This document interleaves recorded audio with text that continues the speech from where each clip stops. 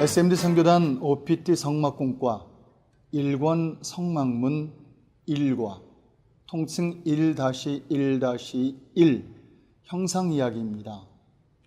말씀 창세기 1장 26절로 28절입니다. 공과 목적, 내가 누구인지 내 정체를 알려줍니다.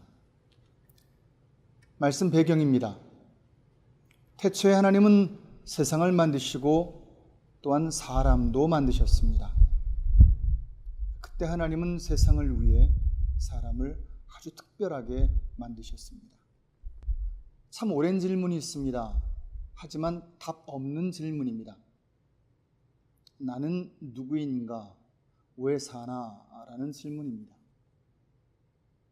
그런데 이 질문 기독교에도 있습니다. 나는 누구인가? 하나님은 날 왜 만드셨나? 난 뭐하고 살아야 하나? 라는 질문 되겠습니다. 그런데 성경은 이 질문에 답합니다. 오래전 하나님은 이 땅을 만드셨습니다.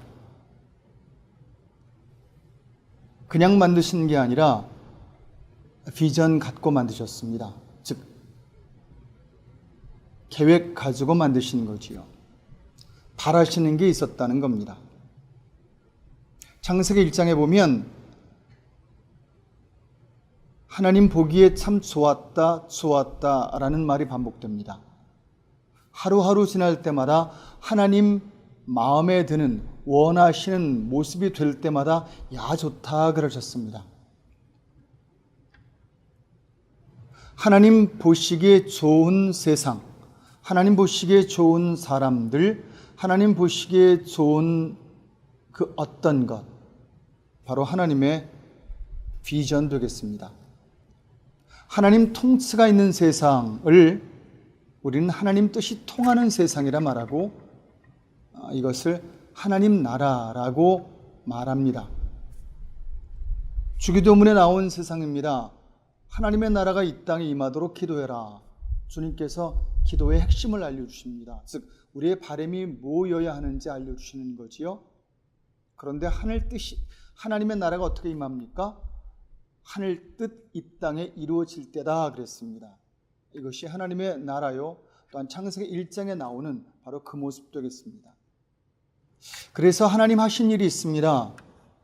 바로 하나님 마음에 드는 세상을 만들기 위하여, 되게 하기 위해 사람을 만드신 겁니다. 그래 사람은 참 특별하게 만드셨어야만 했습니다. 그래 사람을 특별히 만드셨습니다. 오래전 배운 게 있습니다. 어릴 적인데 사람이 왜 특별하냐? 그 특별한 이유에 대해 배운 적이 있습니다. 주일학교 선생님이 그렇게 말씀하셨습니다. 사람은 특별해. 왜냐하면 사람만 흙으로 만들었기 때문이야. 그럴듯해 보였습니다. 그리 말하니 그리 아는 거지요. 그리고 참 오랫동안 그리 알았습니다. 대학 때까지 그렇게 알았습니다. 신학대학 가기 전까지 그렇게 알았습니다. 사람만 흙으로 만들어 사람은 참 특별하다. 별 의미 있는 말 같지 않은데 그냥 특별하니 그렇게 특별하구나로 알았습니다. 정말 잘 가르쳐야 합니다. 그러려면 잘 알아야 합니다.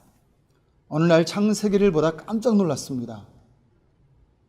창세기 2장인데 그곳에 이렇게 기록되어 있었습니다. 하나님이 흙으로 동물을 만드시고 라고요. 정말 깜짝 놀랐습니다. 오랜 동안 알고 있었던 지식이 깨어졌습니다. 신앙이었거든요. 그리고 믿음이었거든요. 그런데 깨진 겁니다. 그것도 성경으로 인하여 깨졌습니다. 잘못된 생각과 잘못된 성경적 지식은 성경으로 인하여 교정해야 됩니다. 그렇게 교정받았습니다. 하지만 그때의 충격은 꽤 컸습니다. 왜냐하면 저도 그렇게 가르쳤기 때문입니다. 참 부끄럽지요. 그리 알았다는 것도, 그리 가르쳐놨다는 것도, 그것도 오랫동안이요. 동물도 흙으로 만들었고 사람도 흙으로 만들었습니다. 물론 원어가 좀 다르긴 하지만 일단 그렇게 기록되어 있습니다. 그 선생님 몰랐던 거지요. 안 읽었던 그 선생님도 잘못 들었던 뭐 그런 겁니다. 제자 훈련, 그래 성경을 제대로 정의해주고 성경의 바로 그 의미 그리고 큰 그림을 가르쳐주는 겁니다. 성경 잘 가르치는 거지요. 그게 제자 훈련의 가장 중요한 기초가 되는 겁니다. 하면 사람과 동물은 뭐가 다른가요? 오래전 사회책에서 본 적이 있습니다. 중학교 때쯤인데 그렇게 기록되어 있었습니다. 인간은 만물의 영장이다. 만물의 영장인 인간이 만물의 영장인 이유가 있다, 특징이 있다. 세 가지로 말하더군요. 기억나실지 모르겠습니다. 첫 번째, 두 발로 걷습니다. 직립보행. 두 번째, 도구를 사용합니다. 뭔가 다른 것을 활용해 내 생활에 도움 주는 거지요. 마지막 세 번째, 정말 인간다운 모습인 것 같습니다. 불의 사용이었습니다. 그리 알고 있었습니다. 헌데 어느 날 텔레비전을 보던 중에 침팬지가 한 마리 나왔습니다. 정장을 입고 걸어 나왔습니다. 직립보행. 바텐더 침팬지였습니다. 누군가 술을 주문하니까 듣고 만들더군요. 그래 이리저리 흔들어 컵에 따라줬습니다. 도구 사용 하나 남았습니다. 불 사용만 하면 침팬지나 우리나 같아지는 겁니다. 그가 만물의 영장이든 우리가 아니든 뭐 그리 되는 거지요. 충격적인 일입니다. 누군가 술을 마셔보고 기분이 좋았던지 잘 만들었어 라고 담배를 권합니다. 연출된 건지 모르지만 담배를 받아든 침팬지 입에 물고 주머니에서 라이터를 꺼냅니다. 그리고 불을 붙입니다. 불의 사용. 저는 그랬습니다. 야, 이 사회책도 틀렸다. 그 사람들도 잘못 알았다.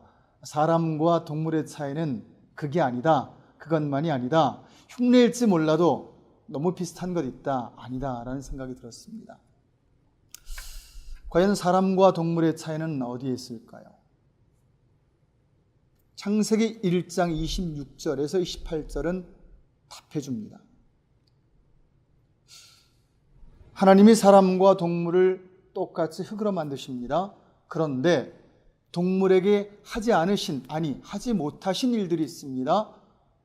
또 하지 못한 부탁이 있습니다. 할 수 없었던 명령이 있습니다. 두 가지입니다. 첫 번째, 생육하고 번성하고 충만하라 라는 데까지는 갔습니다. 그런데 동물에게 없는 게 있습니다. 여러분과 저에게만 있는 거 있습니다. 정복하라 라는 겁니다. 정복, 이끌어가라는 거지요. 정복, 리더가 되라는 겁니다. 우뚝 서라는 겁니다. 이끌어갈 수 있는 존재가 되라는 겁니다. 뭔가를 할 수 있는 최고의 준비입니다. 그게 정복자지요. 오래전 이것 보고요. 교회 직분자 이름 중에 장로님보다 높은 직분자로 한번 정복자를 써볼까? 뭐 이런 엉뚱한 생각도 해본 적이 있습니다.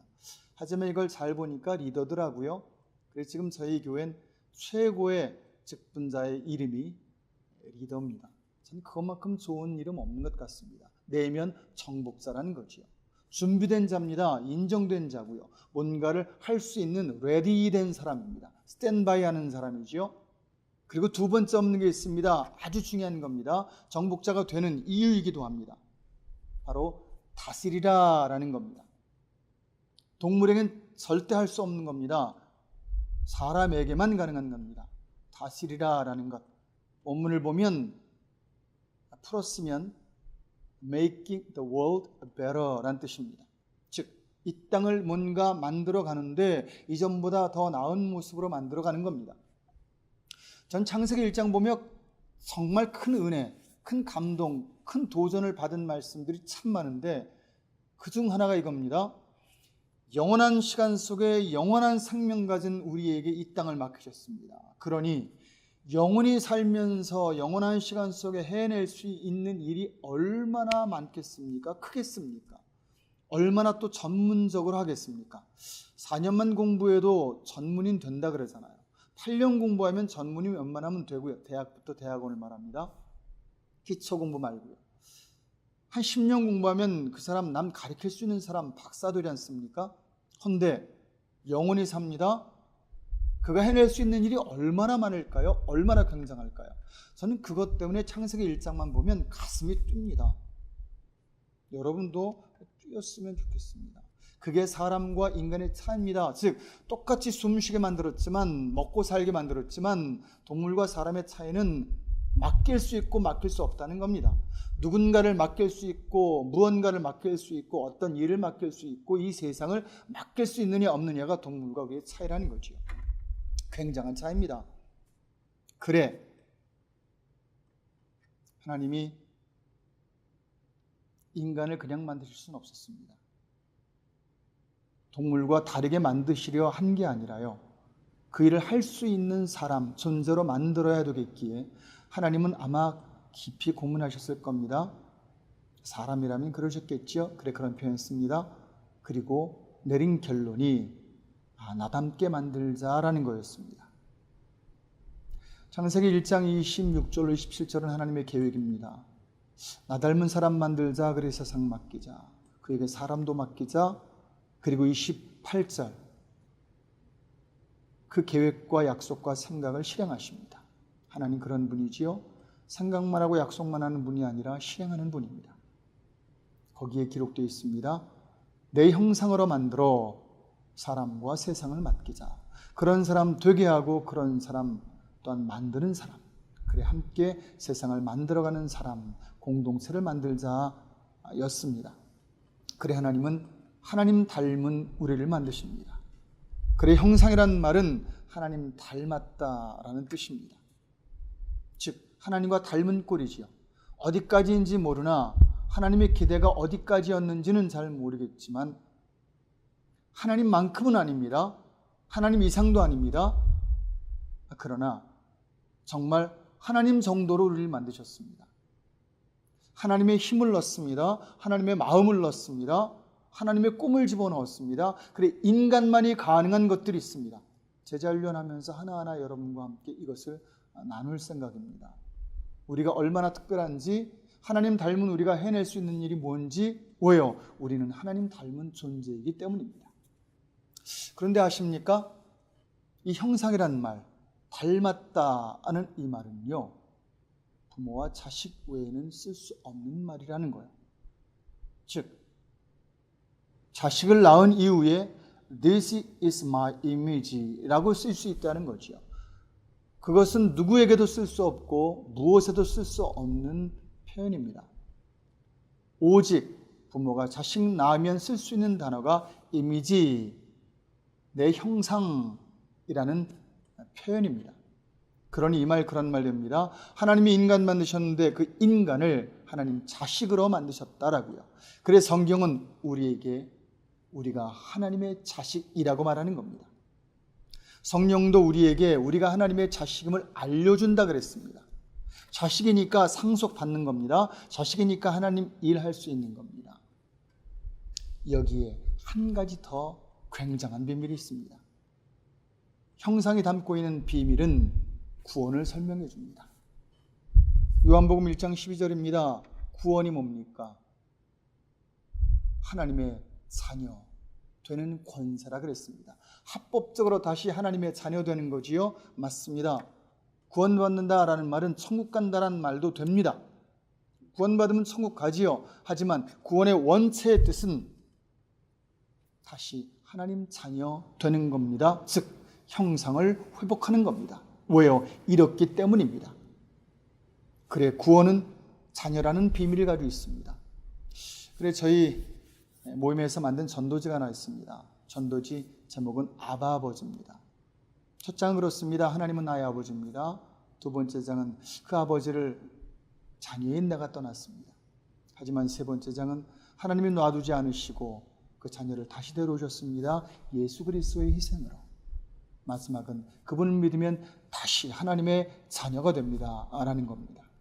이게 구원의 비밀입니다.